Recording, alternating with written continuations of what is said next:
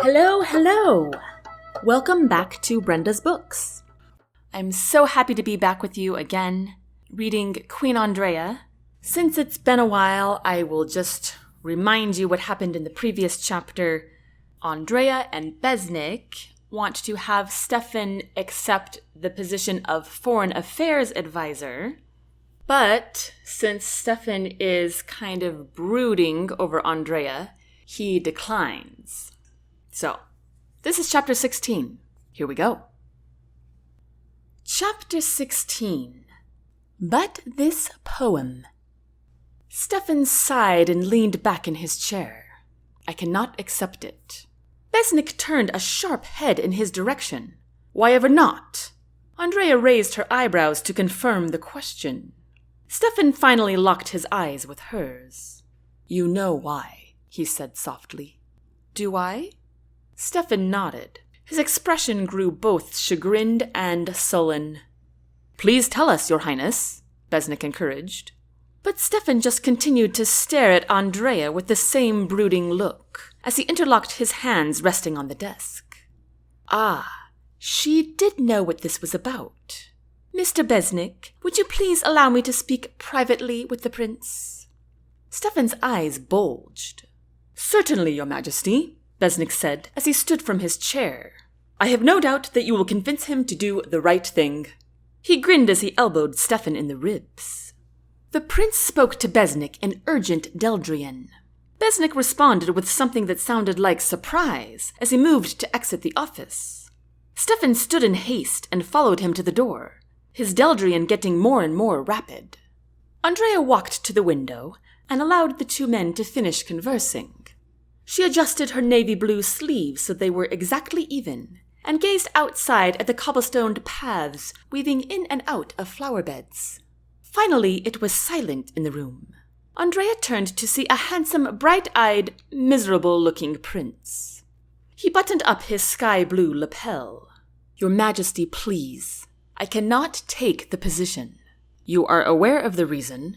I do not know why you insist on torturing me. Andraya raised her eyebrows. You think I am here to torture you? Steffan bit his lip, looking away, and mumbled something like, You do every day. Your Highness, let me show you something. Andraya rummaged through the many letters in her skirt pocket. Steffan groaned softly and shifted to gaze out the window. Finally, Andraya pulled out Bartholomew's poem, unfolded it, and handed it to the prince. Read this. Steffan looked at the paper warily, then slowly took it out of her hands and began to read. His lips twitched. He glanced up at the queen. Why are you having me read this? That is the poem I had just read when I mentioned terrible poetry in the sitting room. Steffan lifted his eyebrows high. It is? Andraya nodded. But this poem? She retrieved Steffan's poem from her pocket and held it out to him. This poem I love. Steffan looked down at the writing on the paper without taking it. He glanced up and met her eyes. You do? He whispered. Andraya nodded again. It is... She paused to find the right words. Too forward, I assume, the prince offered.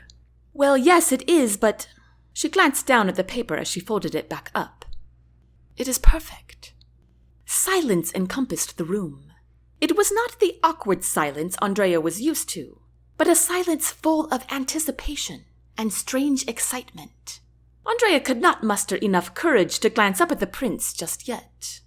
So she looked out the window and spotted a little robin bouncing on the cobblestones and chirping his little heart out. She allowed herself to watch him for another moment before she turned back to the prince. His expression had changed drastically. He stared right at her with a look of unmistakable admiration.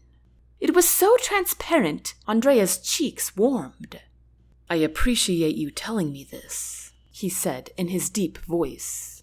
Of course. I could not very well allow you to go on thinking the worst. Goodness me, when I asked you to join me for a walk, you looked as though I had asked you to the guillotine. Steffan let out a breathless laugh. I did not know how I could bear it, but I dare say I feel much better now. The fire in his eyes did not lessen, and it unnerved Andraya to the core. Gordon had never looked at her like this. No one had, for that matter. But then a terrifying thought occurred to her. What if he was like the others, and only after her head crown? She scrutinized his countenance again, which still hadn't changed. He did not look greedy or smug or arrogant, or any of those expressions that accompanied wanting her position. He just looked like he wanted her. Andraya blushed again at the thought. This man was too much. She swallowed hard. Since she was already so unnerved, she might as well tell him something else that had been on her mind. Your Highness, I also need to thank you. Steffan shook his head. No, please, my queen. Writing that poem was my only outlet when I could not see you when you were so ill. Oh, no, not for the poem. I mean, yes, thank you for the poem. But also, thank you for not sharing with the world things you have learned about me. Steffan lifted an eyebrow. And what have I learned that you would be adverse to me sharing? I am certain you know. Steffan shook his head. I do not. The queen took a quick breath. Well, you could have told everyone that I forgot to eat, and that is why I fainted. But you did not. And you could have told everyone that I raced off with you to the port barefoot, but you did not. Steffan cracked a smile at that. And you could have told everyone how my best friend is a servant, but you did not. And the most remarkable thing about it is, Steffan just stared at her while he waited for her to finish. I did not even have to ask you not to do it. Steffan's lips curled up at that, but the look in his eyes did not change. How could one person look at her like this for so long? I would never purposely do anything to hurt you, my lady. Andraya's eyes widened at that, but Steffan did not correct his mistake, and Andraya could not move her tongue to correct him either. Rather, he continued to stare at her in the same unnerving way. Did you have any doubt that I would? Steffan asked. Andraya sucked in a breath. She thought back to Gordon's outward mocking of her at last year's New Season's festival, where she learned the hard way never to confide in him. Yes, Gordon would have told the world just to embarrass her. So she did have her doubts, but she shrugged in response. Steffan put his hands in his pockets and took a few casual steps toward her. Honestly, I do not know why any of it needs to be a secret. You did nothing to be ashamed of. But I do know that Chaldrayan culture is different. And by different, you mean not as good. Steffan bowed his head in reluctant agreement. That is why Chaldrea needs you as their leader. Andraya cocked her head. I have never heard a gentleman say such a thing. Steffan responded with a soft stare. Well, my lady, I am also different. Yes, I have known that since your formal apology. The prince raised his eyebrows. Did I breach something cultural during that? Oh, no, Andraya said with a breathless laugh. It was perfect, she said with a shrug. Steffan smiled, causing his eyes to smolder all the more. How could he still be looking at her like this? Besnik agrees you are the right leader as well, he said. Andraya grinned. Well, there is bias there. Besnik adores me. As do I. Steffan stepped close to her and took both her hands in his, but differently. Andraya's heart pounded. She made the mistake of meeting his gaze, and now she could not look away. If he stared at her like this any longer, her knees might just collapse. Fortunately, a knock sounded at the door and broke the moment. Come in, Andraya called. The two of them both took a step back.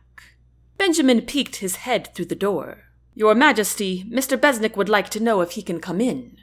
Then Benjamin gave the prince a questioning look. Steffan grinned in response. Benjamin's eyebrows shot up.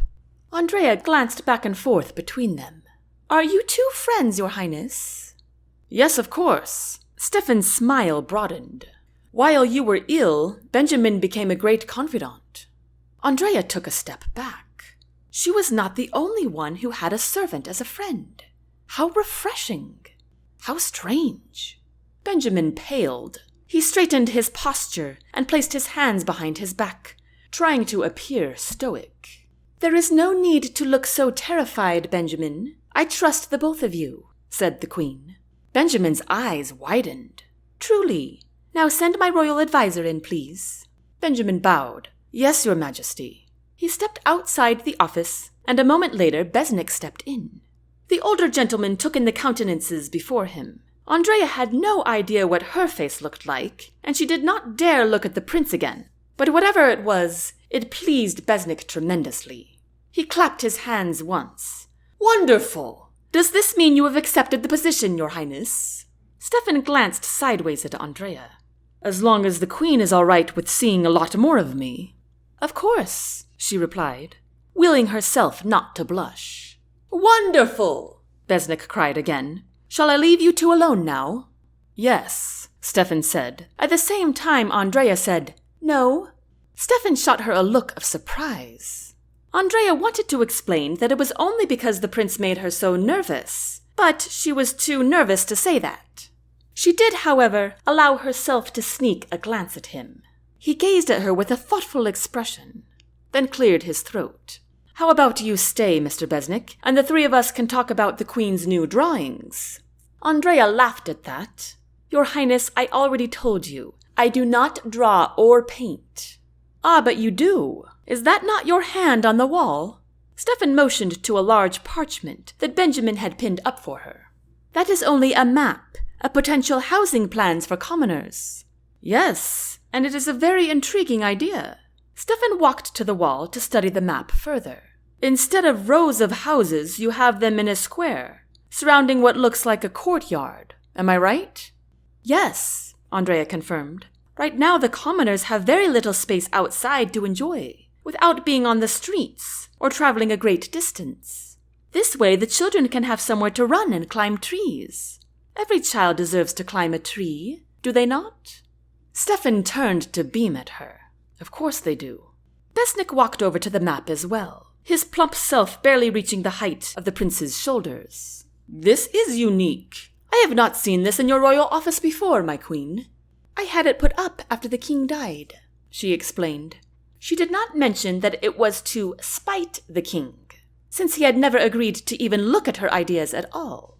But one look with Besnik, and the queen knew that he knew, and that he understood. "But this is not a foreign relations issue," Andraya pointed out. "No, it is not," Steffan said. He had one hand high on the wall and was leaning in to look closely at the drawing.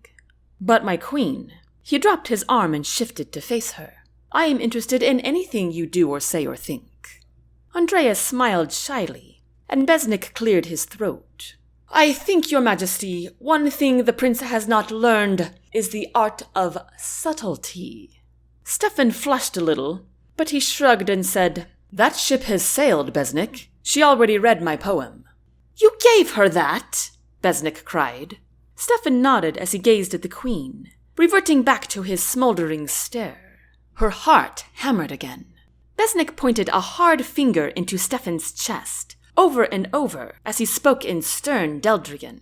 Steffan endured it patiently, and seemed to be taking whatever Besnik said seriously, as he occasionally glanced at the queen. Besnik finished with a loud huff. He lifted his posture and straightened his cream-colored collar. "Forgive my outburst." He placed his hands on either side of the queen's shoulders and looked up at her face. "Are you all right?" "Yes, I am fine. The prince has done nothing wrong, Besnik," the queen replied. Besnik shot Steffan a fleeting glower. "Let us keep it that way." He turned to the queen. "Your Majesty, back to business. I have requested to see the shipment logs from the Chancellor of Customs, but he refuses to listen to me. So I had Alvin send for him to come to your office, so you can talk some sense into him." "I? Since when has Dolian Rams ever listened to me?" said the queen. "When has he listened to anyone?" Steffan offered. "Indeed, I would venture he never has," Besnik agreed. "That confounded man—" Besnik stopped short and cleared his throat. "Forgive me, I shall not speak ill of my lord." "You can if he is a leech," the prince offered. Andraya raised her eyebrows in surprise. Steffan flushed a little, but did not take it back. Besnik straightened his tie. At any rate, I dare say you will have more success with him than I. Since he is on his way here, I shall take my leave so as not to vex him further when he arrives. Is Hudson going to be here? Steffan asked. A footman went to fetch him from the fields, said Besnik. He should arrive within the hour. Then I shall stay with the Queen and the Chancellor, Steffan insisted. Besnik nodded. A wise choice. He bowed to the Queen and then to the Prince. Good day. Good day, Besnik, Andraya replied. From what I hear, the Chancellor has been quite nasty to Mr. Besnik, said the Prince, after Besnik had left the room. Andraya rolled her eyes. I do not doubt it. Poor man. He reminds me so much of my father, said Steffan. Mine as well, Andraya noted. Steffan smiled at that as he stuffed his hands into the pockets of his sky-blue satin suit. We must both come from good breeding, then. I agree, Andraya said, returning the smile. What of your mother? Steffan asked. She died shortly after I was born. Steffan frowned. I am sorry to hear that. My father says she was a very strong woman. I can imagine, Steffan said. His gaze turned admiring again. Then he huffed out a quick breath and began meandering around the circular red carpet. Besnik told me that you have been through a great deal, and— He did? Andraya interrupted. Her chest tightened with fear. Besnik did not know entirely about Gordon. Did he? Steffan lifted a hand. He did not give me details. But he began to pace again. I do know that your husband passed not too long ago, and He rolled his head in chagrin and stopped in place to face Andraya. I am so sorry. I should not have been so bold in declaring my affection so soon. Andraya bit her lip. She could not very well tell him she was relieved to have Gordon gone. Could she? If I did not welcome your attention, I would tell you, Your Highness. Steffan nodded. I believe you would. He still had his hands in his pockets, and it almost seemed like he was keeping them there for a specific reason. But, Andraya started to say. Steffan waited patiently for her to finish. But Andraya lost her train of thought when Steffan's eyes grew smoldering again. Yes? Steffan prodded. I must tell you I do not intend to give up my head crown. Steffan lifted his eyebrows up and down. His expression exuded so many emotions Andraya could not pinpoint a single one. He started meandering around the carpet again. What does Chaldean law say about a widowed queen marrying a second time? Then he quickly held up a hand again. I am not saying it should be me. Andraya felt relieved at that, but for some reason it stung a little too. Well, if she marries again, the head crown will automatically go to the gentleman. Steffan rolled his eyes and continued to pace. But, Andraya continued, the queen must be the one to offer the crown to him, since it is hers to give. Steffan nodded. So, if a gentleman proposed, he could only offer her the equivalent to his current rank. Andraya nodded. Unless, of course, it was a prince already ordained to be king in his own kingdom. But even in that case, the head crown would default to the gentleman. Steffan shook his head. Not in Deldria. What? Andraya asked, utterly flabbergasted. Steffan finally stopped pacing and looked directly at the queen again. It is true. My mother and father share the head crown equally. Andraya gasped and nearly choked. She put a hand up to her throat. I have never heard of such a thing. How have I been unaware of this? Steffan lifted one corner of his mouth. Probably because Deldria has foolishly closed themselves off from the island coalition until recently. Andraya froze with utter astonishment. She tried to move her mouth to speak, but could not. Steffan chuckled softly and walked over to the queen. He gently rubbed his fingers down both her arms. Now she was tongue-tied and her heart was bursting out of her chest. Are you all right? He whispered. I had no idea anyone thought like that, she admitted. Steffan gave her a small smile. He lifted a careful hand and gently wiped something wet off her cheek. Andraya sucked in a breath when she realized she was crying. She had vowed never to cry in front of a gentleman again. And here she was, without even realizing it. But she only saw kindness in Steffan's eyes, rather than mocking. It made her feel safe. When was the last time she felt safe? And that concludes Chapter 16. I hope you're enjoying Queen Andraya, and I hope you come back next Thursday for Chapter 17, which is called The Panther and the Lion. If you want to find out more about Brenda's books, you can visit brendasbooks.net. Until next time, take care.